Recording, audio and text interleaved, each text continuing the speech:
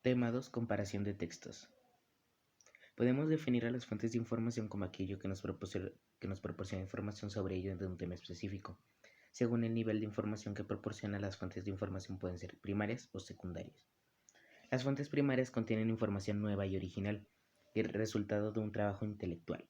Son documentos primarios, libros, revistas científicas y de entretenimiento, periódico, diarios, documentos oficiales de instituciones públicas, informes técnicos, investigaciones de, de instituciones públicas o privadas, patentes y normas técnicas.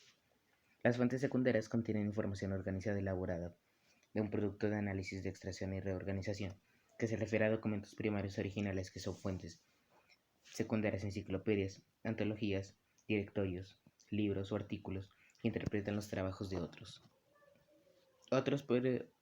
Otros recursos que nos permiten comprender y valorar mejor la información son las definiciones. Son explicaciones breves sobre algo, un fenómeno, una persona, un objeto o lo que sea, y cuáles son sus características para distinguirlo de otras cosas. Las definiciones usan verbos como ser y estar, que funcionan como elementos de conexión entre lo que se escribe y la enumeración de sus características. Sinónimos y pronombres. Al redactar un texto se utilizan para hacer referencia a conceptos ya mencionados, pero con otras palabras. Por ejemplo, el racismo no es un prejuicio relacionado solo con la diferencia de color de piel, pero es más preocupante que este fenómeno que no sea tan evidente. Ejemplos y analogías. En estos textos informativos también se usan las analogías o comparaciones cuando se utiliza este recurso. Se incluyen expresiones como se parece a, es semejante a, funciona como si fuera. Los ejemplos son menciones de casos particulares relacionados con el tema y se usan para hacerlo más comprensible. Recursos gráficos. Se utilizan para apoyar los contenidos de un texto informativo y hacer más comprensibles los conceptos. Luego sigue la organización de texto. Los textos se organizan en función de su contenido. Algunos se conforman por párrafos que integran estructuras mayores como apartados y capítulos conocidos como textos continuos. Ejemplos de textos continuos son libros, ensayos y monografías. Otros se caracterizan por el empleo de recursos gráficos como tablas, esquemas, diagramas o mapas. A estos se les llama textos discontinuos. Para su comprensión se requiere hacer una lectura no lineal, es decir, leer un párrafo, continuar con una gráfica o imagen, regresar al siguiente párrafo, etc.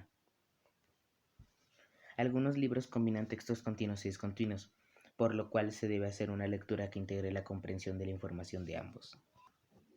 Ideas principales y secundarias.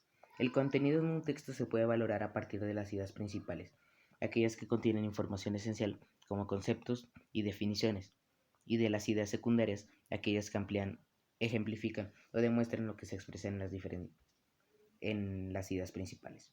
Para identificar las ideas principales es necesario comprender bien cada párrafo de texto para extraer los ideales que resume el contenido. Otra técnica que permite identificarlos es localizando las palabras clave. Y por último va el punto de vista. La perspectiva depende en un principio de qué visión se está presentando sobre el área de conocimiento a la que se refiere el texto. Esta visión puede ser histórica, analítica, crítica o referida a asuntos puntuales. El autor del texto puede añadir puntos de vista personales en los que hacen una valoración de información que presenta que comúnmente conocemos como opinión.